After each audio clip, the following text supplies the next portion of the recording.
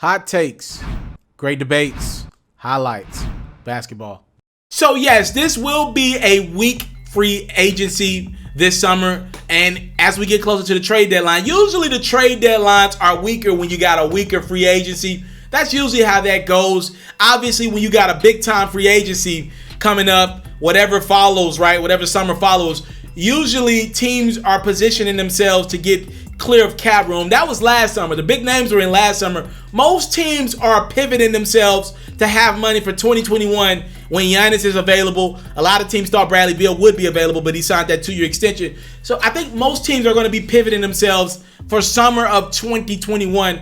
Also, technically, Kawhi could opt out and be free 2021. PG could be free 2021. So that's the summer you want to get your hands in as a team right now. So this one's going to be weak. So with the trade deadline being weaker as well, I don't see a lot of big-time names being on the move.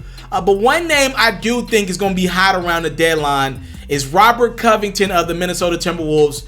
And, you know, he's a decent player in this league, averaging about 13 points a game, about 6 rebounds a game, giving you here's the most important spot for him. He's 35% from the three-point line, and I think that will be even better when he's on a team that will space the court better. Remember, Karl-Anthony Towns has missed a significant amount of time for the T-Wolves this season. Wiggins missed a few games as well. When you get on a better team and that floor spacing is much better, you know, he'll fit in with other teams around the league, and that three-point percentage should go up, right? He's going to be one of the names you hear around the trade deadline a lot.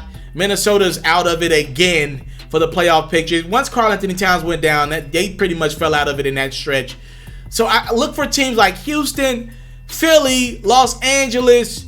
Look for both the Lakers and the Clippers to be involved. Looking for Robert Covington. He's one of the guys that I would expect could potentially move at the deadline.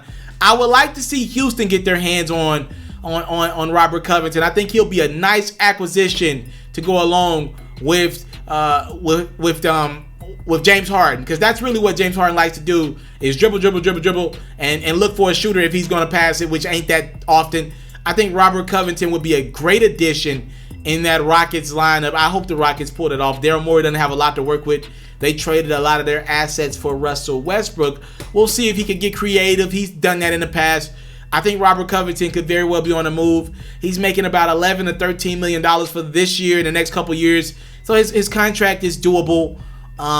He's a good locker room guy, not a BS guy. I know a little bit about Robert Covington. He went to college close to my hometown of Memphis. He went to TSU in Nashville, Tennessee. I think Robert Covington will be a good acquisition for a team out there. He already played in Philly, so I don't expect Philly to get their hands on him again. Remember, he was in the Jimmy Butler trade last year when Philly acquired Jimmy B for a year.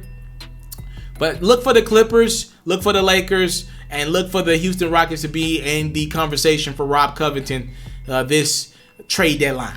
You into sports, we got you. NFL news, I got you. NBA news, NBA highlights, NBA full coverage, feature stories, all that great stuff, I got you. We even got a little bit of Madden and 2K mixed in. Subscribe to this platform, and I got you. More quality content on the way. Subscribe.